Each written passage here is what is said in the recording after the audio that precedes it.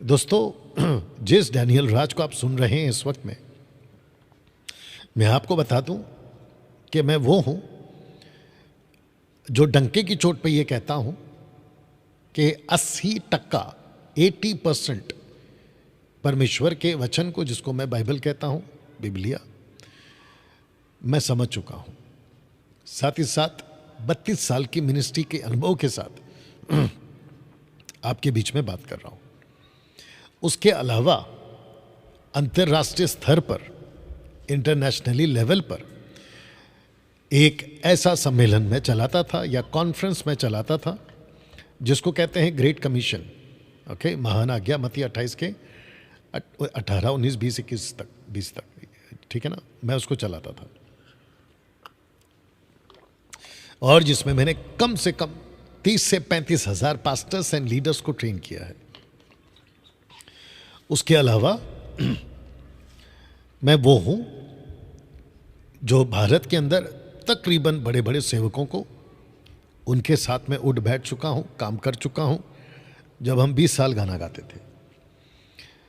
साथ ही साथ मैं वो शख्स हूं जिसने स्ट्रैटेजी के तरीके से रणनीति बनाकर जो है भारत में कितनी जातियां हैं, कितने ट्राइब्स हैं, कितने कुल हैं, कितनी भाषाएं हैं स्टेट लेवल के हिसाब से, इन सब की किताब और इन सब की स्टडी मैं जो हूं कम से कम 2014 से 2020 तक मैं इसका अध्ययन भारत में देते आ रहा हूं। दोस्तों, जब मैं स्टेट टू स्टेट ट्रैवल करता था बाय रोड, अपनी टीम लेकर, गाड़ी लेकर, तो Pentecostal church, independent churches, Methodist churches, CNI churches और कुछ ऐसे मेनलाइन जो चर्चेस होते हैं, उनके बीच में मेरा जाना होता था। 2-2 दिन का कॉन्फ्रेंसेस होता था। ऐसे करते हुए एक्सक्यूज मी, ऐसे करते हुए मैं इनके बीच में जब उठता बैठता था तो मुझे बहुत सारी गड़बड़ियां दिखी, बहुत सारे एरर्स टीचिंग के मामले में दिखाई दिया। मैं जब उनको करेक्ट करता था तो कुछ ले लेते थे कि भाई चलो सही बात है, लेकिन कुछ हट्टी जिद्दी और नहीं सुनते थे। और उसमें जो टॉप पे जो गड़बड़ी चल रही है, वो गड़बड़ी चल रही है अन्य भाषा को लेकर, यानी कि जिब्रिश को लेकर। कुछ लोगों ने मेरे कानों तक ये आवाज़ पहुंचाई है। मार्केट में, मसीह मार्केट में जो बात चल रही है वो चल रही है कि डैनियल राज पवित्र आत्मा को नहीं मानता।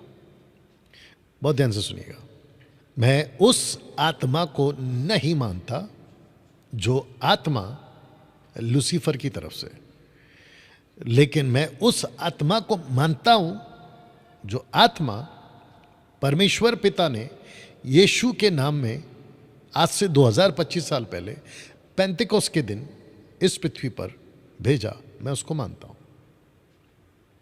या मैं उसको मानता हूं, ठीक है ना।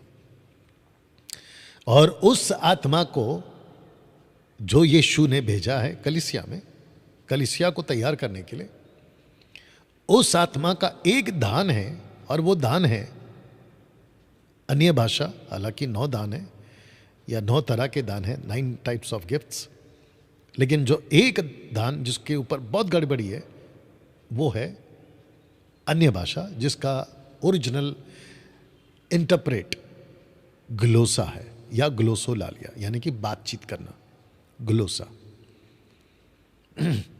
दोस्तों, बहुत ध्यान से सुनिएगा, और खास करके जितने भी जिब्रिश बोलते हैं, रबा रबा शबा शबा, उन लोगों को ये वीडियो तो बहुत ध्यान से सुनना है। ओके, मैं चाहता हूं कि आप एक बहुत बड़े धोखे से बाहर निकलें। पहली बात, मेरी परसों किसी से बात हो रही थी और वो कहाँ से थे, शायद हरियाणा से थे वो या राजस्थान से थे, आई थिंक राजस्थान से थे वो।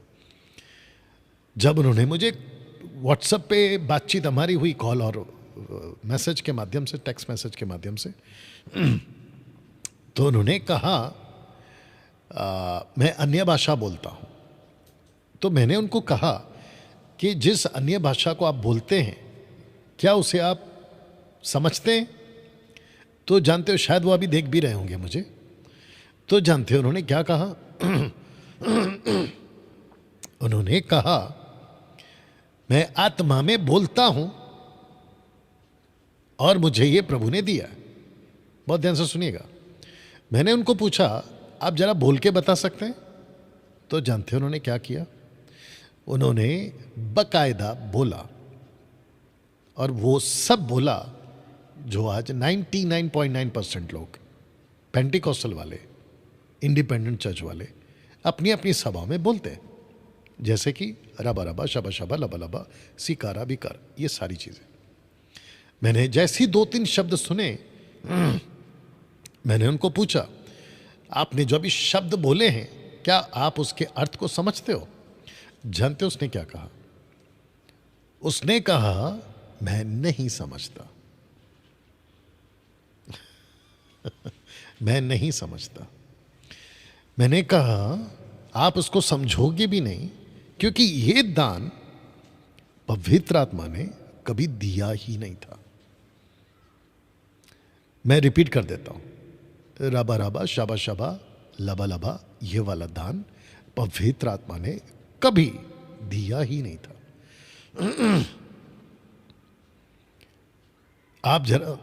आप जरा ध्यान से सुनिएगा बात को।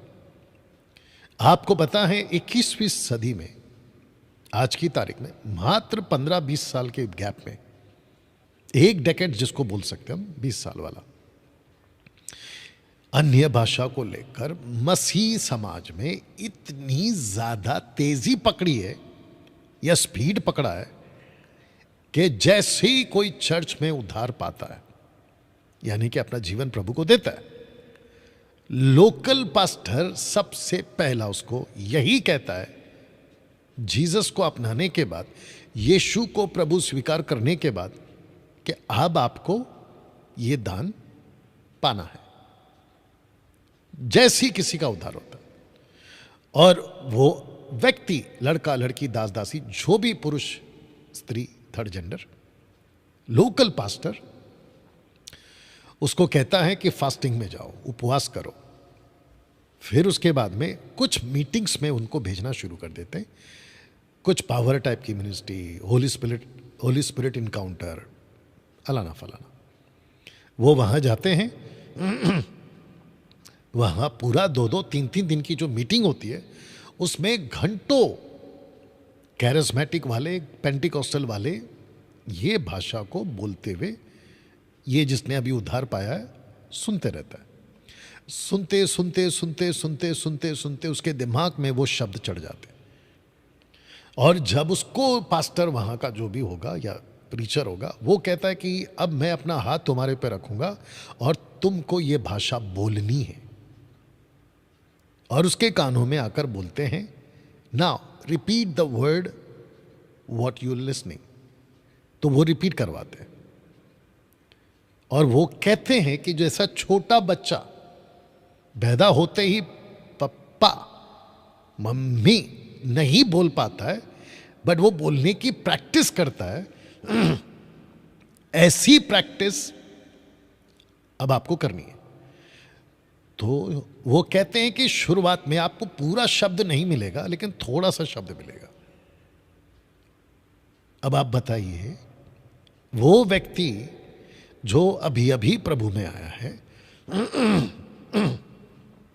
उसका अभी अभी उद्धार हुआ है, उसने यीशु को अभी अभी अपना जीवन उद्धारकर्ता के रूप में दिया है, वो टोटल निर्भर है उस चर्च के पास्टर के ऊपर या उस ब्रदर के ऊपर जिसने उसको गॉस्पेल सुना है।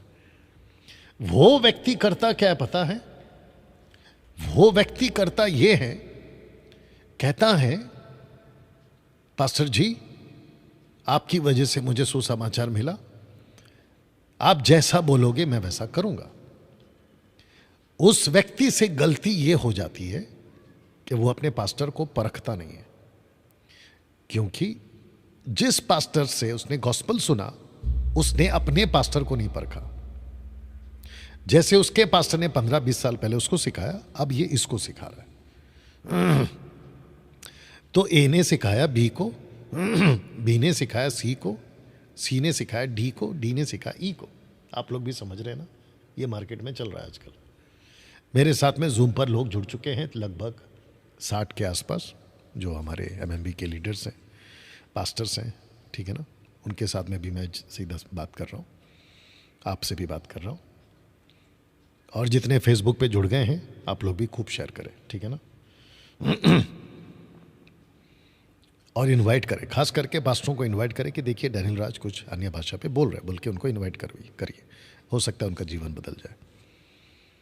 तो जब उसके कानों में कुछ शब्द जाते हैं, रबा रबा रबा रबा ऐसा कुछ भी जाता है, और कहता है यस यस यस, बोलो बोलो बोलो बोलो, आगे आगे आगे आगे बोलना शुरू कर देता है। और आपको पता है, एक होता है सत्य और एक होता है भावुक होना, इमोशनली। भावुकपन में आप इसको नहीं जोड़ सकते। इमोशनली होकर आप परमेश्वर के वचन के साथ खिलवाड़ नहीं कर सकते, और ना ही भावुक होकर क्योंकि मुझे कुछ खुद से मिला है, बाइबल सपोर्ट करे या ना करे लेकिन मुझे मिला है, ऐसे करके आप जो फंस जाते हो ना, आपकी पूरी जिंदगी उसमें चली जाती है। दोस्तों, मुझे नहीं पता कि आप लोग मुझे कितना सुनना चाहोगे इस टॉपिक के ऊपर या नहीं सुनना चाहोगे, मुझे नहीं मालूम। लेकिन मैं इतना ज़रूर कहूँगा कि अगर आपने ये वीडियो और अभी मुझे सुनना शुरू कर दिया और आप बात को समझ गए, अपनी बाइबल लेके बैठिएगा। मैं आपको बता दूं कि दारू पी के नरक जाने वाला, मूर्ति पूजा करके नरक जाने वाला, व्यभिचारी करके नरक जाने वाला, वो हमको समझ में आएगा। लेकिन यीशु को स्वीकार करके भी नरक चले जाओगे, ये बिल्कुल भी डाइजेस्ट नहीं होता, नहीं हजम होता है। अगर आपने मुझे सुन लिया ना, आप उस कैटेगरी में नहीं आओगे जिसको मैंने अभी कहा कि यीशु को अपना कर भी आप नरक में चले जाओगे, वो कैटेगरी में आप नहीं आओगे। दोस्तों, मैंने कल परसों कहा था मेरा प्रीचिंग में, मैंने कहा था एक ही तो लाइफ है और ये लाइफ बहुत छोटा है दोस्तों। मसीह जीवन बहुत छोटा है आपके लिए। इस लाइफ में ये जो आपको जीवन मिला, पहली बात तो प्रभु को धन्यवाद दो आप लोग कि आपको ये जीवन मिला है। लेकिन इसमें भी जो ये लाइफ आपको मिला जो बहुत छोटा है, पौलुस कहता है, माफ करना, पतरस कहता है हम परदेसी है, ठीक है ना। तो अगर इसमें भी आप अगर सही शिक्षा में नहीं आए ना, फिनिश। मैंने परसों कहा भी था, इस संडे का जब मैं प्रीच कर रहा था, मैंने कहा था कि अगर आप खरी शिक्षा में नहीं हो ना, मूर्ति पूजा छोड़कर, दारू छोड़कर, पाप छोड़कर भी आप ये धोखे में बैठे हो कि मैं अनंत काल का जीवन पाऊंगा, तो बिल्कुल भी गलत हो जाएगा, नहीं पाओगे आप। क्योंकि सारा खेल शिक्षा का ही है, सारा खेल शिक्षा का है। अगर आप शिक्षा को ठीक से नहीं पकड़े ना, फिनिश, गई भैंस पानी में, मेरी भाषा में। तो दोस्तों, मैं चाहता हूं, अब मैं वो वचन पढ़ने वाला हूं जिसको आप अपने बाइबल खोल के आप भी उसको पढ़ोगे। पहला कुरिन्थियों 14 अध्याय वचन 2। मसीह समाज में, ये पेंटिकॉस्टल कैरिस्मेटिक के ग्रुप वालों के बीच में सबसे ज्यादा misunderstood scripture, manipulated scripture, twisted scripture, और क्या बोलूं, गड़बड़ करके बोला गया स्क्रिप्चर।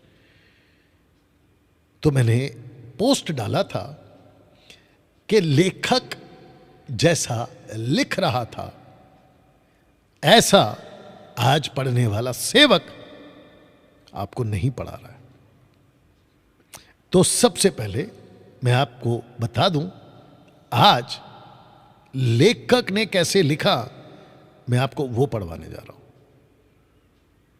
क्योंकि इस ही स्क्रिप्चर को लेके आपके लोकल पास्टर ने अपना खुद का इंटरप्रेट डाल दिया है, अपना खुद का अनुभव डाल दिया है, अपना खुद का नॉलेज डाल दिया है, और वो भी बड़ा गंदा वाला वो भी बड़ा गंदा वाला भूसा डाल दिया, भूसा। ठीक है ना? तो मैं अभी पढ़ने जा रहा हूं आप अपनी बाइबल निकालिए। अच्छा, आपके पास में जो भी लैंग्वेज है, आपकी इंग्लिश के जितने वर्जन निकाल लो, हिंदी, मराठी, ग्रीक, आपके पास में जो आपकी भाषा है निकाल लो। ठीक है ना? क्योंकि यह शख्स जिसका नाम डैनियल राज है, ये सारी भाषा पढ़कर इंटरप्रेट करके समझ के बैठा है, और मैं इसको कम से कम 3-4 साल से तो अन्य भाषा के ऊपर मैं बात कर रहा हूँ। मैंने अन्य भाषा के ऊपर चैलेंज भी किया था कई लोगों को कि डिबेट पे आओ। ना तो मुंबई से कोई आ सका अभी तक, ना महाराष्ट्र से कोई आ सका अभी तक, और ना कोई भारत के कोने से। और अब बात निकली है तो मैं वापस से चैलेंज दे देता हूं, अगर किसी को भी अन्य भाषा पे मुझसे यानी डैनियल राज से डिबेट करना है, मुंबई आइए। मेरे यहाँ ऑफिस में, शूटिंग रूम में, अभी मैं जहाँ बैठा हूँ, यहाँ पे सब चीज़ की सुविधा है, सेटअप की है। मतलब आपका रिकॉर्डिंग बाकायदा अच्छे से होगा, वो भी अच्छे खासे क्या बोलते हैं इक्विपमेंट्स के साथ। ठीक है ना? फेसबुक पे डालो, यूट्यूब पे डालो, अपना वीडियो बनाओ, फुटेज बनाओ, लेके जाके डाल देना। और ये भी कहना कि डैनियल राज से डिबेट करके आ रहा हूँ, ये भी बोल देना। ठीक है ना? लेकिन मैं तुमको इतनी जगहों से घेरूंगा ना, जो भी डिबेट के लिए आएगा एसी में पसीने छूट जाएंगे, या एसी में पसीने छूट जाएंगे, क्योंकि मैं इतने क्वेश्चंस आपके ऊपर करूंगा अन्य भाषा को लेके जो आजकल मार्केट में चल रहा है। तुम्हारी 10 पुस्तों की नानी याद आ जाएगी। एनीवे, डैनियल भाई ऐसा बोल के आप घमंड कर रहे हो? हाँ, मैं कर रहा हूँ, वचन का घमंड कर रहा हूँ। या ओके, अब वचन को पढ़ते हैं, और जितने मेरे साथ कनेक्टेड हैं, मैं चाहता हूँ कि आप लोग भी मेरे साथ में जुड़ें। और फिर से कहता हूँ कि जितने को इनवाइट कर सकते हैं, इसकी लिंक कॉपी करके जिस जिस ग्रुप में डाल सकते हैं डाल दीजिए। आइए पहला पढ़ते हैं, 1 कुरिन्थियों उसका 14 का 2। अब मैं इसको ऐसे पढ़ूंगा जैसे लेखक ने लिखा है। पहला पढ़ता हूं, फिर आपको बैकग्राउंड दूंगा। ओके?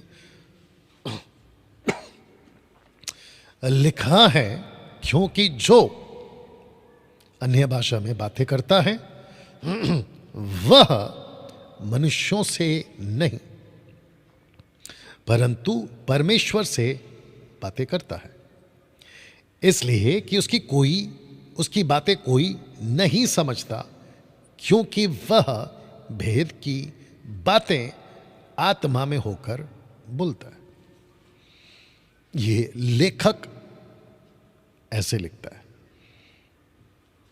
अब मैं आपको थोड़ा सा इसका बैकग्राउंड दे देता हूं कि पौलुस के पास में पहली बात ये लेटर लिखने की नौबत आई क्यों, तो इसके 3 रीजन देता हूं जो मैंने पढ़ा है। जिस कुरिन्थियों के लेटर को पौलुस ने लिखा, यानी कि ये वाली लेटर 1 कुरिन्थियों 2 कुरिन्थियों, उसमें 3 प्रॉब्लम्स हैं। सबसे पहला 1 कुरिन्थियों 14 का 33 देख लीजिए, आप बाद में पढ़ लेना, अभी मत पढ़ो। वहां पे लिखा है कि परमेश्वर गड़बड़ी का परमेश्वर नहीं है। ये आपको पता चलेगा 1 कुरिन्थियों 11 का 17 से। वहां लिखा है कि तुम में झगड़े बहुत होते हैं। यह है दूसरा प्रॉब्लम। तीसरा, इसी 1 कुरिन्थियों का 1 का 10 और 11 कहता है कि तुम में विभाजन बहुत है, फूट, डिस्प्यूट। तो एक गड़बड़ी, दूसरा झगड़े, और तीसरा क्या है? फूट, स्प्लिट। कोई पौलुस का कह रहा था, कोई अपौलुस का कह रहा था, कोई कैफा का, कोई मसीहा का। ये इसका बैकग्राउंड है। साथ ही साथ जब पौलुस को पता चला एक इनमें झगड़े हो रहे हैं, एक इनमें गड़बड़ियां बहुत है और एक इनमें फूट है, तो मुझे तीन में से पहला वाला चाहिए, यानी कि गड़बड़ी। अब गड़बड़ी ये है, पहला कुरिन्थियों 14 को अगर आप 25 से पढ़ोगे ना, जो कि अभी मैं नहीं पढ़ रहा क्योंकि मेरा एक ही फोकस है, वो है 14 का 2, अब बाद में पढ़ लेना, ठीक है ना। वो है 14 का 25। पौलुस बात करते करते करते करते कहता है कि भाइयों अब हमें क्या करना चाहिए। अगर किसी के पास में कुछ भी है, प्रकाशन, वचन, अनुवाद, अन्य भाषा, प्रोफेसी, भजन के गीत, तो सब कुछ क्रमानुसार, इन ऑर्डर, वो बताता है। अब हम पौलुस के पास जाते हैं और पौलुस जी से पूछते हैं कि पौलुस जी, पहला कुरिन्थियों 14 का 25 में आपको ये लिखने का नौबत क्यों आ गया। तो पौलुस कहेगा, हम सबसे कहेगा, तो उदाहरण के तौर पे मैं मेरी बात कर लेता हूँ। पौलुस कहेगा कि डैनियल, कुरिन्थियों की कलीसिया में गड़बड़ी इसीलिए थी और मुझे लिखने का नौबत इसलिए आया क्योंकि वहाँ किसी प्रकार का आत्मा में, गिफ्ट्स में जो उनको मिलता था, डिसिप्लिन नहीं है। कोई भी कभी भी कुछ भी बोल रहा है, उनको बोलना चाहिए वो भी बोलना शुरू करता है, जिसको नहीं बोलना चाहिए, जिसको चुप रहना चाहिए, वो भी बोल रहा है। कोई यहां से बोल रहा है, कोई वहां से बोल रहा है। अच्छा, वर्शिप का गीत गाने के बजाय प्रीचिंग स्टार्ट हो जाती है, प्रीचिंग करने के बाद में वर्शिप स्टार्ट हो जाती है। कोई ऑर्डर नहीं है, ये आपको पौलुस बोलेगा, इसी को पढ़ के ही पता चलेगा, ठीक है ना। नाउ अब आते हैं 14 के 2 पे फिर से, बहुत ध्यान से सुनिएगा। और मैं वापस कहता हूं कि विश्व के कोने में जहां जहां हिंदी भाषा समझी जाती है, वो चाहे किसी भी टाइप का तुरम खान क्यों ना हो, कोई भी बड़ा तोप क्यों ना हो, मैं उसको ओपन चैलेंज देता हूं, मुंबई आओ मेरे साथ। अगर आपको बातों का सहमत नहीं है, डैनियल भाई आपसे डिबेट करना चाहते हैं, आइए बैठ के बात करते हैं, ओके। और मैं वापस कहता हूं कि ऐसे ऐसे क्वेश्चन दागूंगा कि तुम्हारी 10 पुस्तों की नानी याद आ जाएगी और एसी में ही पसीना आ जाएगा, ठीक है ना। 14 का 2। अब मैं आपको बताता हूं कि लेखक ने लिखा कैसे था, वापस पढ़ दे रहा हूं। यानी कि पौलुस ने लिखा कैसे था। उसने लिखा था क्योंकि जो अन्य भाषा में बातें करता है वह मनुष्यों से नहीं परंतु परमेश्वर से बातें करता है, इसीलिए कि उसकी बातें कोई नहीं समझता, क्योंकि वह भेद की बातें आत्मा में होकर बोलता है। भेद की बातें आत्मा में होकर बोलता है। आपको पता है, बातें शब्द 1, बातें शब्द 2, बातें शब्द 3, बातें शब्द 4, बातें बातें बातें, स्पीकित स्पीकित स्पीकित 4 बार आया। तो इसका मतलब यह हुआ, सबसे पहला आपके दिमाग में डालो, जो जिब्रिश वाले आपको पढ़वाते हैं, पौलुस ने जैसा लिखा वैसे नहीं पढ़ाते, अपने तरीके से पढ़ाते, इसी को लेकर। इसलिए बाइबल क्या कहती है, वार्न करती है कि ना तो कुछ बढ़ाना है ना तो कुछ घटाना है। मत्ती 5 का 19 में भी लिखा है, प्रकाशित वाक्य 22 का 17, 18, 19 में भी लिखा है, ठीक है ना। ना बढ़ाना है ना घटाना। अब मैं आपको बताता हूं कि यहां पे कम से कम 4 बार शब्द इस्तेमाल हुआ है, बातें बातें बातें। 1 2 3 4, कम से कम 4 बार बातें शब्द यूज हुआ। अब मैं आपको बताता हूं कि इन लोगों ने करा क्या है। किसने, ये कैरिस्मेटिक, पेंटिकॉस्टल, इंडिपेंडेंट और सो कॉल्ड आत्मा के नाम पे उल्लू बनाने वालों ने करा क्या है, मैं आपको बताता हूं। इन्होंने करा ये है, देखा अन्य भाषा में जो बात करता है, बातों पे फोकस हटाकर वो भेद की बात बोलता है, तो बातों को कट कर दिया, भेद को पकड़ लिया। भेद, मेरी आत्मा, परमेश्वर की आत्मा। दोस्तों आपको पता है, जरा शब्द को ध्यान सुनो, वही 2 में ही रहिएगा, मैं आज कहीं नहीं जाऊंगा। क्योंकि जो अन्य भाषा में बातें करता है वो मनुष्यों से नहीं। अब क्वेश्चन ये है, अन्य भाषा ये कौन सी भाषा है? ये वो भाषा नहीं है जिसको आजकल बोला जा रहा है। ये वो भाषा है जिसको पतरस ने आज से 2025 साल पहले पेंतिकोस्त के दिन अपर रूम में आत्मा मिली, नीचे उतरे गवाही देने के लिए, क्योंकि यीशु ने कहा था कि जब पवित्र आत्मा तुम पर आएगा तब तुम गवाह बनोगे। तो गवाह कहां बने? सबसे पहला यरूशलेम, यहूदिया, समरिया। तो यरूशलेम में गवाह बने, आत्मा मिला, अपर रूम में भाषा में बात करी यरूशलेम में। अब आप बोलोगे डैनियल भाई अपर रूम तो यरूशलेम में ही है, मैं उसको मना नहीं कर रहा हूं, लेकिन मेरा क्वेश्चन ये है, वहां दो है, एक है अपर सिटी और दूसरा है लोअर सिटी। अपर सिटी में अपर रूम है, लोअर सिटी में आपको नीचे आना है, ओके। और जहां पे लोग इकट्ठा हुए हैं, जहां लिखा है कि भीड़ लग गई कम से कम 60,000 के लगभग, हिस्ट्री के हिसाब से, स्क्रिप्चर के हिसाब से नहीं ढूंढना, हिस्ट्री के हिसाब से ढूंढना, ठीक है ना, क्योंकि 16 कंट्री से लोग आए हुए हैं, तो उनके हिसाब से उनको नीचे उतरना है। और तब लिखा है कि तुम गवाह बनोगे। किसने कहा? यीशु ने कहा था। क्या बनोगे? गवाह बनोगे।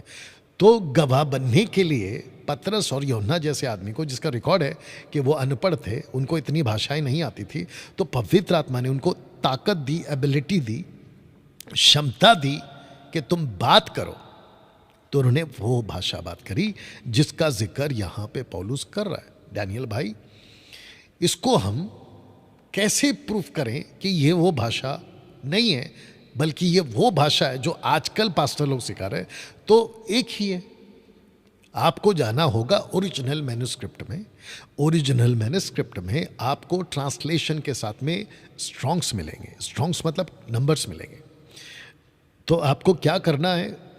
कुछ गड़बड़ नहीं करना है, कहीं कंफ्यूजन नहीं होना है। आपको करना क्या है? एक्ट चैप्टर 2:4 का हिसाब से टंग्स जो लिखा है ना, उसको ग्रीक में चेक करो, ओरिजिनल मैन्युस्क्रिप्ट। तो वहाँ का जो स्ट्रॉन्ग्स है, यानी कि जो नंबर्स है, वो आएगा 1100, यानी कि 1100, यानी कि 1100। आप फिर आ जाओगे 1 कुरिन्थियों 14 का 2 में, कि जो अन्य भाषा में बातें करता, अन्य भाषा सिंगुलर, ओके, उसका निकाल लेना। तो वहाँ पे भी आपको वही स्ट्रॉन्ग्स मिलेगा, ओके। अब स्ट्रॉन्ग्स यूज़ क्यों करते हैं? पहली बात, 1100 स्ट्रॉन्ग्स यूज़ क्यों करते हैं? क्योंकि वो चाहे हिब्रू हो, वो चाहे ग्रीक हो, शब्दों को बोलते वक्त में उनके लिए, उनकी भाषाओं में कई शब्दों को जो है उच्चारण आगे पीछे हो सकता है, कुछ शब्द सिमिलर भी हो सकते हैं। तो जिसके चलते मैं जब कुछ कहता हूं ग्रीक में, उनके हिसाब से उनको वो लोग कह रहे हैं, तो गड़बड़ हो सकता है। इसलिए बेस्ट है हम आपके लिए स्ट्रॉन्ग्स रख रहे हैं। अगर लगता है कि वो शब्द कुछ और है, जबकि वो शब्द पिछला जो बोला वही है, जिसके लिए स्ट्रॉन्ग्स डाला जाता है, यानी कि नंबर्स डाला जाता है। तो एक्ट्स 2:4 एंड 1 कोरिन्थियन 14:2 का दोनों का स्ट्रॉन्ग्स एक ही है। Can you believe this? 1100, acts 2:4 1100, 1 Corinthian 14:2 1100। तो सबसे पहले लेखक ने जिब्रिश का जिक्र किया ही नहीं है, और ये वो भाषा है ही नहीं, और ना कभी थी जो आज बोली जा रही है। That was purely earthly language, ठीक है ना। अब इसी पे रुकेंगे, क्योंकि जो अन्य भाषा में बातें करता है वो मनुष्यों से नहीं, मनुष्यों से नहीं। लेखक एक्चुअली बोलना यह चाह रहा है कि उसको बातें करना चाहिए मनुष्यों से। या तो मैंने आपसे क्या कहा था? अगर आप इसकी पार्श्वभूमि, बैकग्राउंड देखेंगे तो मैंने 3 बताया था। एक है गड़बड़ी, दूसरा है झगड़ा, और तीसरा है फूट, विभाजन, झगड़ा, गड़बड़ी। तीनों का स्क्रिप्चर बता दिया मैंने आपको, ठीक है ना। अगर गड़बड़ी है तो गड़बड़ी ये है कि अगर कोई लोकल आदमी बात कर रहा है, उसको जो दान मिला है उसके हिसाब से कुरिन्थी की कलीसिया में, बाहर से कोई आया है क्योंकि वो बिजनेस का स्पॉट था, वहां शिप्स आते थे, क्योंकि कुरिन्थ में the city of Corinth Greece में पड़ता है, वहाँ डॉक था। डॉक यानी कि शिप्स आते, पानी के जहाज आते थे, और अलग अलग कंट्री से लोग अपनी अपनी दुकान बिजनेस करने के लिए आते थे वहाँ पे। ऐसे टाइम पे कोरिन्थ, जो कि अन्य जातियों का सिटी माना जाता था उन दिनों में, गॉस्पल सुनाना, वचन सुनाना और उनकी ही भाषा में, ऐसा चलन जबरदस्त था। और दान इतने मिलते थे कोरिन्थिया की कलीसिया को, जिसका जिक्र पौलुस यहां पे कर चुका है। और एक नहीं, 9 प्रकार के दान जो कलीसिया में ऑपरेट होते थे। मिरेकल्स होते थे, प्रोफेसीज होती थी, वर्ड ऑफ नॉलेज मिलता था, विजडम मिलता था, फेथ ऑपरेट होते थे, और भाषाएं, अनुवाद। अनुवाद के ऊपर भी जल्दी से आऊँगा, ठीक है ना, लेकिन इसी हिसाब से आऊँगा। और आशा करता हूँ कि जितने जूम पर हैं आप लोग भी मेरे साथ में बराबर से आप लोग सुन रहे हैं, और आपको हेल्प होगा कि अगर कोई ऐसा आपको मिलता है तो आप उनको भी सिखा सकते हैं, ठीक है ना। मैं आपसे भी बात कर रहा हूँ लगभग 218 के आसपास, और यहाँ पर है कम से कम 65 के हिसाब से, तो आप सबसे मैं बात कर रहा हूँ, ठीक है ना। तो जो लोकल आदमी बात कर रहा है, और जो बाहर से अभी डॉक में उतरा है शिप से मार्केट में, और उसका उद्धार हो गया है, माफ़ी चाहता हूँ, वो चर्च में आया उद्धार पाने के लिए, अब इस व्यक्ति ने उसके भाषा में बात करना है। और क्योंकि दान बहुत आता था, क्योंकि कोरिन्थी की कलीसिया पीक पे थी, हार्वेस्ट के हिसाब से, लोगों का उद्धार करने के हिसाब से पीक पे थी, मतलब बड़ी तादाद में उद्धार पाते थे लोग। तो ये व्यक्ति क्या करेगा, प्रभु आज एक और व्यक्ति आ रहा है, अभी अभी मार्केट में आया है सूटकेस लेके बिजनेस करने के लिए, मुझे उसको गॉस्पल सुनाना है, क्योंकि वो दूसरी कंट्री से आया, दूसरे स्टेट है, दूसरी जाति का है, उसकी भाषा हमको नहीं आती। प्रभु उसको टक करके दे देता था। इसीलिए पौलुस ने कहा है कि आत्मिक वरदानों की धुन में रहो। पढ़वा देता हूं 4 का 1, प्रेम का अनुकरण करो, आत्मिक वरदानों की भी धुन में रहो। तो आत्मिक वरदानों की धुन में रहो, इसका मतलब है कि दान बहुत मिलता था, और इसको मिल गया, या लोकल आदमी को, कौन, अभी जो शिप से उतरा है, उसको भाषा में वचन सुना दिया, उसका उद्धार हो गया। मान लीजिए उसका उद्धार हो गया, प्रभु को स्वीकार किया, टाटा बाय बाय बोल के चला गया, जैसा फिलिप के लिए खोजा और खोजा के लिए फिलिप चला गया, ठीक है ना। अब जो लोकल आदमी को दान मिला है ना, उसकी भाषा का, वो भाषा इसके जबान पे चिपक गई है। लोकल भाषा, ग्लोसा, और वो आ गया चर्च में, और वो सबके सामने वो भाषा को दिखाने के लिए कि देखा मेरे पास और एक दान आ गया, देखा मेरे पास और एक दान आ गया, मेरे पास और एक भाषा आ गई।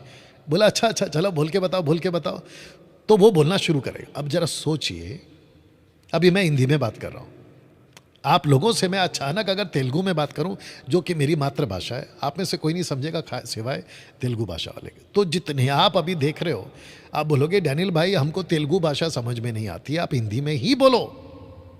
ऐसे करके वो जो लोकल आदमी उसकी भाषा में जिस जो अभी चला गया, उसकी भाषा को दिखाने के लिए ये क्या करता था, लोकल में घूमता हुआ बोलते रहता था, बोलते रहता था, बोलते रहता। तब जाकर पौलुस ने कहा, नहीं पढ़वाऊंगा मैं, वहाँ नहीं जाऊंगा, लेकिन आपको रेफरेंस बता देता हूँ, 1 कुरिन्थियों 14 का 29, 27, 28, 29 कहता है कि अगर अनुवाद ना हो तो अन्य भाषा बोलने वाला चुप रहेगा।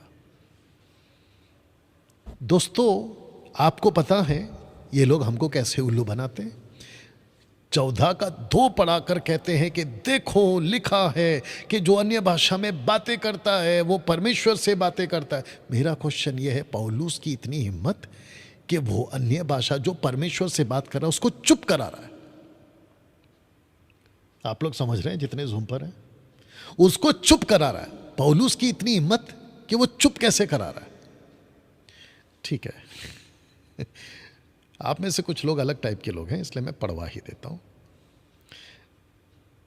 वचन 27, यदि अन्य भाषा में बातें करनी हो तो 2 या बहुत हो तो 3 बारी बारी से बोले और एक व्यक्ति अनुवाद करे, परंतु यदि अनुवाद करने वाला ना हो तो अन्य भाषा बोलने वाला कलीसिया में शांत रहे। ऐसे कैसे शांत करा दिया पौलुस जी आपने? आपको पता है इन पेंटिकोस्टल वालों के बीच में अगर आप अन्य भाषा में बात कर रहे हो और अगर किसी ने उसको टैप करके पीछे से कंधे पे ऐसे हाथ मार के बोल दिया ना कि चुप कर, आपको पता है लोकल पास्टर जिसने चुप करा ना उसको डांट देगा। वो प्रभु से बात कर रहा है, तू कौन होता है चुप कराने वाला, ऐसे डांट देगा। तो मेरा क्वेश्चन ये है, पौलुस को आप क्या करोगे फिर? पौलुस कहता है कि अगर अनुवाद नहीं है तो उसको कहो चुप हो जाए। पौलुस जी परमेश्वर से बात, इनके हिसाब से, पेंटिकॉस्टल वाले के हिसाब से, आप अपनी जगह पे सही हो पौलुस जी समझाने के लिए मैं ड्रामा कर रहा हूँ या फिर एक दृश्य बना रहा हूँ। वो तो पवित्र आत्मा से बात कर रहा है, वो तो प्रभु से बात कर रहा है इनके हिसाब से, पेंटिकॉस्टल वालों के हिसाब से, कैरिस्मेटिक वालों के हिसाब से। आपकी इतनी हिम्मत, आपने चुप कैसे करा दिया? दोस्तों आपको पता चल रहा है 14 का 2 को लेके कैसे उल्लू बनाया आप लोगों को। इसलिए मैं कह रहा हूं इस धोखे से बाहर निकलो। डैनियल भाई मैं जब बात करता हूं ना तो मेरी आत्मा परमेश्वर की आत्मा से कनेक्ट हो जाती है। सबसे पहली बात, आपको किसने कहा कि आपकी आत्मा पवित्र आत्मा से कनेक्ट हो गए? ये आप प्रूफ दे सकते हो? ये भी तो हो सकता है ना कि आपकी आत्मा दुष्ट आत्मा की आत्मा से कनेक्ट हो गई है। मैं आपको प्रूफ देता हूं। पतरस मत्ती 16 अध्याय में जब यीशु से बातचीत करते करते यीशु पूछते हैं लोग मेरे बारे में क्या कहते हैं, तो आपको पतरस के मुंह से क्या सुनते हुए पढ़ने को मिला? पवित्र आत्मा यानी पिता परमेश्वर ने पतरस के जबान को कंट्रोल किया, काबू में किया या उसको ले लिया और कहा कि अब ये बोलेगा। क्या बोलेगा? कि तू परमेश्वर का पुत्र मसीहा है, तू वो मसीहा है। You understand? यीशु ने तुरंत कहा कि पतरस ये तेरे दिमाग ने नहीं बोला है, बल्कि मेरे पिता ने तुझ पे प्रकट किया है। ऐसे बोलकर कि क्योंकि अभी रिवील हो गया कि मैं मसीहा हूं, यीशु ने बोला मेरा मरना जरूरी है। पतरस अगले ही लाइन को कहता है कि मैं देखूंगा तुझे कौन मारता है, मैं तुझे मरने नहीं दूंगा। यीशु ने पलट कर कहा कि शैतान दूर हो जा। अभी मेरा क्वेश्चन है आपसे, कैसे पॉसिबल है कि एक वक्त में पवित्र आत्मा यूज करता है पतरस को, यानी कि पवित्र आत्मा मतलब पिता परमेश्वर, अगले ही पल में लूसीफर यूज कर रहा है? यह कैसे पॉसिबल है? इसलिए पौलुस कहता है कि हम शैतान के दाव पेच से अनजान नहीं है। यह बात पौलुस कहता है, ठीक है ना? और एक एग्जांपल देता हूं। आपको पता है इफिसियों 2:2 में क्या लिखा है? भटका देने वाली आत्मा पृथ्वी पर काम कर रही है। वो छोड़िए, 1 यूहन्ना 4:1 में क्या लिखा है? हर एक आत्मा की प्रतीति ना करो, वो छोड़िए। आपको पता है 2 तिमोथी 4:1 में क्या लिखा है? पवित्र आत्मा स्पष्टता से कहता है कि अंत के दिनों में दुष्ट आत्माओं की टीचिंग आएगी। तो जब आप कहते हो ना, देखो इसको कैसे पढ़वाते हैं। हालांकि पौलुस ने ऐसा नहीं लिखा जैसे ये लोग पढ़वाते हैं, क्योंकि जो अन्य भाषा में बातें करता है वो मनुष्यों से नहीं परंतु परमेश्वर से बातें करता है, इसलिए कि उसकी कोई बातें कोई नहीं समझता। क्यों नहीं समझता? लेखक कहता है क्योंकि अनुवाद होना जरूरी है। लेकिन ये कैसे पढ़ाते हैं? कहते कि देखा उसको कोई समझता नहीं है, इसका मतलब आपको उसको समझने की भी जरूरत नहीं। हालांकि ये ऐसा कभी लिखा ही नहीं गया था। समझने की जरूरत है ये लेखक लिख रहा है, लेकिन ये जब पढ़वाते हैं तो कहते हैं देखा लिखा है कि कोई नहीं समझता। फिर कहते हैं क्योंकि वह भेद की बातें आत्मा में होकर बोलता है। अब क्वेश्चन है ये किसकी आत्मा है? उस व्यक्ति की खुद की आत्मा या परमेश्वर की आत्मा? मैं आपको बताता हूं कि कौन सी आत्मा है, ध्यान से सुनिएगा। हाँ, वचन 13 से पढ़ते समझ में आ जाएगा। इस कारण जो अन्य भाषा बोले यानी कि बातें, वह प्रार्थना करे कि उसका अनुवाद भी कर सके। सुनिए, इसलिए यदि मैं अन्य भाषा में प्रार्थना करूं तो मेरी आत्मा मेरी आत्मा मेरी आत्मा, ना कि पवित्र आत्मा, ना कि परमेश्वर की आत्मा।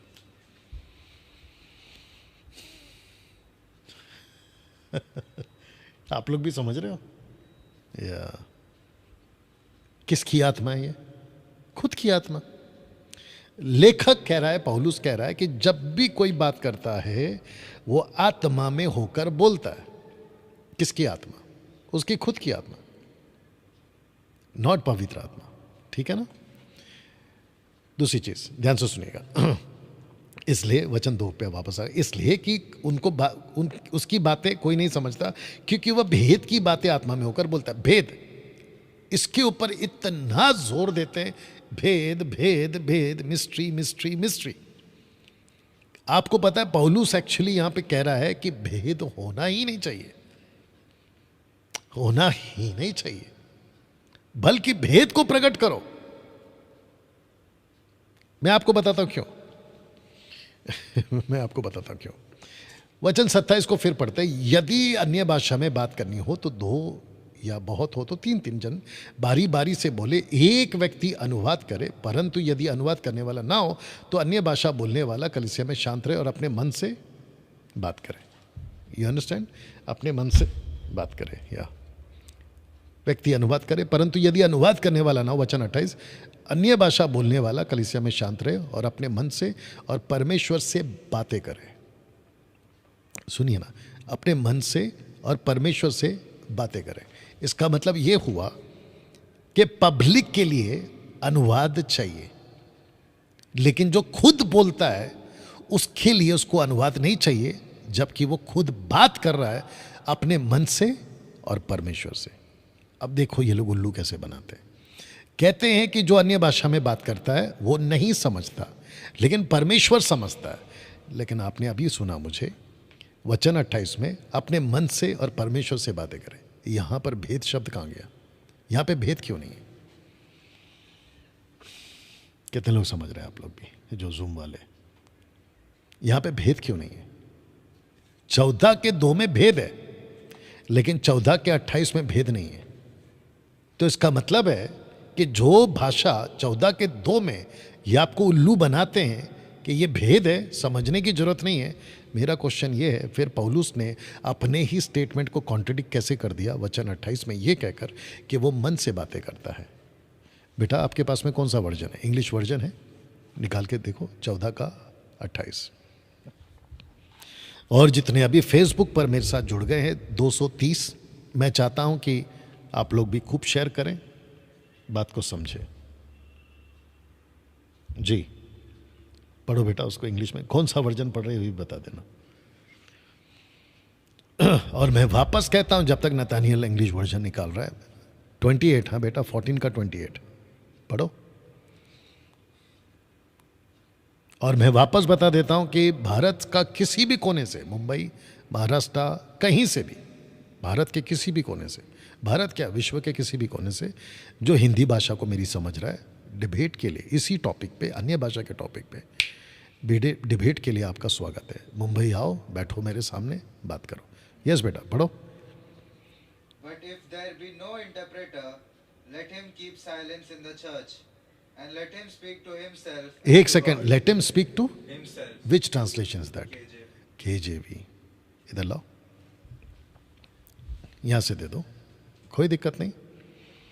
Late him speak himself. बाप रे ये रहा आपका, लेट हिम स्पीक हिमसेल्फ। ये देखिए, and let him speak to himself, let him speak himself. तो इसका मतलब है कि 1 कुरिन्थियों 14 का 2, ले बेटा 1 कुरिन्थियों 14 का 2 पौलुस ने कभी लिखा ही नहीं था कि भेद की बात है। पौलुस ने कभी लिखा ही नहीं था कि पवित्र आत्मा से बात करता है या परमेश्वर से बात करता है। और अगर बात करता भी है तो वो भाषा समझ आती है। अनुवाद किसको चाहिए? पब्लिक को, मनुष्य को, खुद को नहीं चाहिए आपको। तो मैं चाहता हूं कि जितने भी रबा रबा शबा शबा लबा लबा बोलते हैं, पहली बात तो यह है कि यह भाषा है ही नहीं पवित्र आत्मा की। दूसरा, जो भी ये भाषा बोलता है उसको ओपन चैलेंज है, एक एक शब्द का अर्थ बताओ। और एक एक शब्द का अर्थ बता दिया कि डैनियल राज ये देखो इसका अर्थ है, मेरे को इंटरप्रेट का दान है, रुक जाओ रुक जाओ रुक जाओ, आ रहा हूं, दूसरे पॉइंट पे आ रहा हूं। अगर तुमने अर्थ बता दिया कि उसका अर्थ ये है, तो जो भाषा तुम बोलते हो जिसका अर्थ तुमने बता दिया, उसकी बकायदा लैंग्वेज पृथ्वी पे कहीं ना कहीं बोली जानी चाहिए।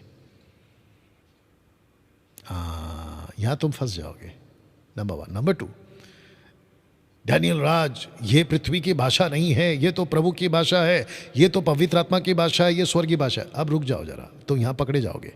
मुझे बाइबल से एक स्क्रिप्चर निकाल के दिखा दो कि जहां लिखा हो कि ये स्वर्ग की भाषा है, ये पवित्र आत्मा की भाषा है, ये पवित्र आत्मा पिता की भाषा है। ऐसा एक स्क्रिप्चर निकाल दो, तुम जो कहोगे हार जाऊंगा।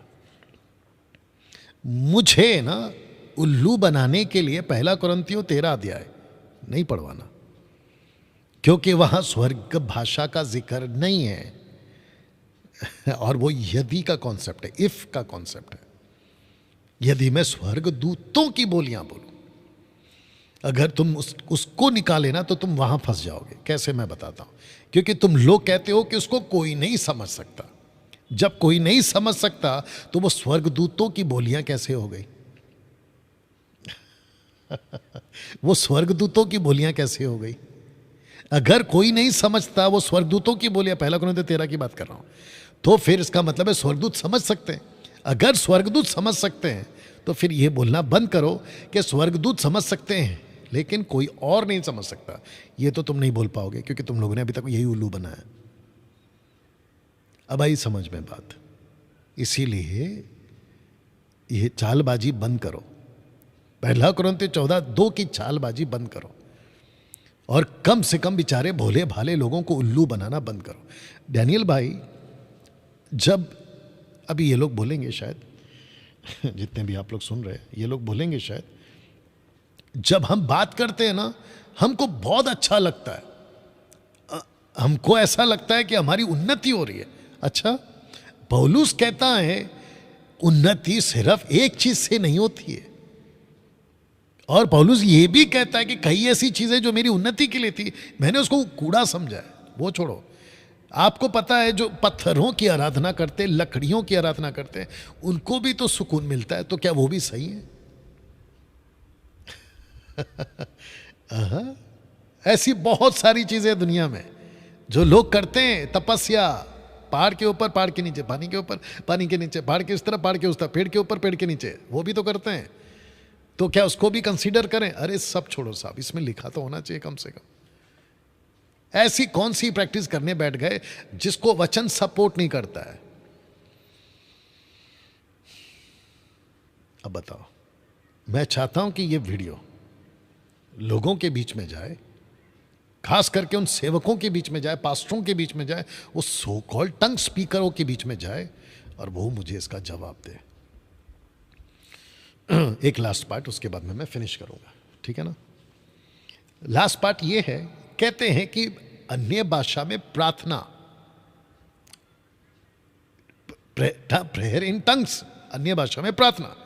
मेरा क्वेश्चन ये है, 1 कुरिन्थियों 14 अध्याय 1 से लेकर 40 तक में 1,00,000 रुपए का इनाम दूंगा अगर मुझे सिर्फ 1 कुरिन्थियों 14 का 1 से लेकर 40 तक कोई निकाल के बता दे कि यहां पे प्रार्थना का दान है।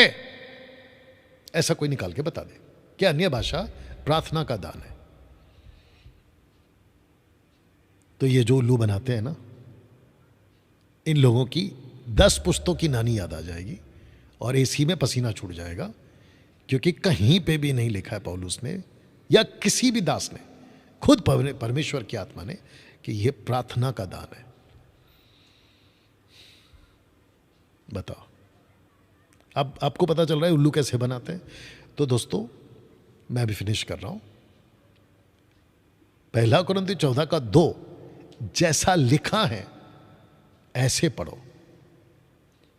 ये पेंटिकॉस्टल कैरिस्मेटिक वाले जैसे पढ़ाते हैं ना, उस पे मत जाओ। 14 का 2 सरकास्टिक, जिसको कहते व्यंग, जिसको कहते ठोंट मारना, ये वो है। दूसरा बोलता हूं, 1 कुरिन्थियों 14 अध्याय पूरा का पूरा चैप्टर डॉक्ट्रिनल चैप्टर नहीं है। डंके की चोट पे बोल रहा हूं, प्रॉब्लमेटिक चैप्टर है। जितने भी स्कॉलर्स हैं ना दुनिया में, जाके पूछ के आओ कि पहला कुरिन्थी 14 अध्याय डॉक्ट्रिनल है या प्रॉब्लमेटिक है। विवादित चैप्टर है, ये समस्या वाला चैप्टर है। इसको उठा के डॉक्ट्रिन बना दिया। वो छोड़ो, इसको भी सुन लो, अभी आ रहा है तो सुन लो। जिस दर्जे पे तुम अन्य भाषा को तवज्जो देते हो ना, ऐसा कुछ भी नहीं है बाइबल में। कुछ मूर्खों ने, मूर्ख सेवकों ने, पास्टरों ने क्या किया पता है? बेचारे भोले भाले लोगों को यह तक कह दिया कि अगर तुम अन्य भाषा में बात अगर नहीं कर रहे हो तो तुमको पवित्र आत्मा ही नहीं मिला है। बताओ, इससे बड़ा काला झूठ, नरक से आया हुआ झूठ और क्या हो सकता है? दूसरा, कहते हैं कि अगर आप अन्य भाषा में बात नहीं कर रहे हो तो आप आत्मिक नहीं हो। बेटा, ऐसा कहां लिखा है? वापस आपको चैलेंज 1 लाख रुपए का। तो ऐसी बकवास की जो स्टेटमेंट्स है इनके मुंह से निकलती है। अब आपको पता चला, पहला कुरिन्थी 14 का 2 जैसा लिखा है वैसे नहीं पढ़ा रहे, जैसे पास्टर पढ़ता है वैसे पढ़ा रहे। मेरी प्रार्थना है प्रभु से आप लोगों के लिए, खास करके जिब्रिश वालों के लिए, कि प्रभु आपको अकल दे। पहली बात, आप लोग इसमें से बाहर निकलो। साथ ही साथ ये वीडियो को जितना जिब्रिश वालों के पास पहुंचा सकते हो पहुंचाओ। मैं तो कहता हूं कि चर्च के जितने भी मेंबर्स हैं, पेंटिकोस्टल, कैरिस्मेटिक के ग्रुप, इंडिपेंडेंट वाले, इस वीडियो को लेके जाके पास्टर को दिखाओ कि देखो डैनियल राज ऐसा बोल रहा है। पास्टर जी, अगर आप सही हो तो डैनियल राज से डिबेट करो। आओ यहां पे, मैं एड्रेस आपको फोन पे दूंगा। कई वजहों से मैं आपको पब्लिकली नहीं बता पाऊंगा, लेकिन मैं आपको दूंगा। बोलो है हिम्मत? आप लोग बच कैसे जा रहे हो पता है अभी तक? क्योंकि आप लोगों ने सुनना शुरू नहीं किया है। बच का मतलब, आप लोग अभी तक बोलते ना कि है ना, अरे हम सेफ है, हम सही है, हम सही है। आप लोगों का अभी तक ओरिजिनल से सामना नहीं हुआ एक्चुअली। आप डुप्लीकेट माल को लेके ओरिजिनल समझ बैठे हो। जरा एक दिन ओरिजिनल के पास आओ। और एक बोलता हूं, सुन लीजिए, जो लोग दूसरे चर्च से मेरे पास आ रहे हैं या दूसरे ग्रुप को छोड़ के मेरे पास आ रहे हैं, वो जब मेरे पास आते हैं और मैं जब उनको 15-20 साल, जितने भी साल के वो मसीह होते हैं उनके पास में, बाप रे बाप रे, अभी कुछ लोगों को अच्छा नहीं लगा लेकिन ये फैक्ट है, लेट मी से दिस, आईना तो दिखाना पड़ेगा ना। आपको पता है उनका बाइबल नॉलेज 0 होता है, 0। मैं कुछ पूछता हूं, नहीं पता होता है। तो मेरा क्वेश्चन ये है कि सिर्फ गाना ही गवा दिया था पूरा साल भर, म्यूजिक ही करवा दिया था पूरा जीवन, और ऐसी ऐसी चीजें खिला दी जिसको मैं भूसा कहता हूं कि उनका आत्मिक उन्नति तो दूर की बात है, उन्होंने नर्सरी तक ज्वाइन नहीं किया है। लोअर केजी, अपर केजी जो होता है ना, वो तक नहीं किया उन लोगों ने। ऐसे लोग आते हैं और वो जब मैं उनको बाइबल पढ़वाता हूं तो कहते हैं, अरे बाप रे डैनियल भाई, ये तो कुछ अलग ही है, ये तो हमको हमारे पास्टर ने कभी सिखाया ही नहीं। ये हालत करके रखी है तुम लोगों ने अपने अपने चर्चों की। डैनियल भाई, आपकी बातों में महक की बू आती है, मतलब आप खुद की बड़ाई कर रहे हैं। ठीक है ना, रहने दो ना, क्या दिक्कत है? नहीं, दिक्कत क्या है? अगर मैं घमंड कर रहा हूं परमेश्वर के वचन की तो उसमें आपको दिक्कत क्या है? करने दो मेरे को। अगर मेरे पास में ओरिजिनल माल है, मैं तो डंके की चोट पे चिल्ला चिल्ला के बोलूंगा कि मेरे पास ओरिजिनल है, मेरे पास ओरिजिनल है। मैं तो अपना माल बेचूंगा ना ओरिजिनल बोल के। दिक्कत किसको आती है पता है? जिसके पास डुप्लीकेट होता है। दिक्कत किसको आती है? जिसके पास डुप्लीकेट होता है और जिसके पास में छोरी का माल होता है। तो पहला कुरिन्थी 14 का 2, दोस्तों जैसा लिखा है वैसा पढ़ो। दूध का दूध, पानी का पानी हो जाएगा और आप कभी नहीं भटकोगे। तो दोस्तों, मैं कल वापस आ रहा हूं ठीक रात 8 बजे लाइव, ओके। और मैं ऐसा आता रहूंगा और इसकी रिकॉर्डेड वीडियो भी मैं यूट्यूब पर, फेसबुक पर डालूंगा। तो मैं चाहता हूं कि आप लोग बात को सीखें, समझें, ओके, और ये वीडियो को खूब शेयर करें। चलिए दोस्तों, अपना ख्याल रखें। मिलते कल ठीक रात 8 बजे फेसबुक के ऊपर।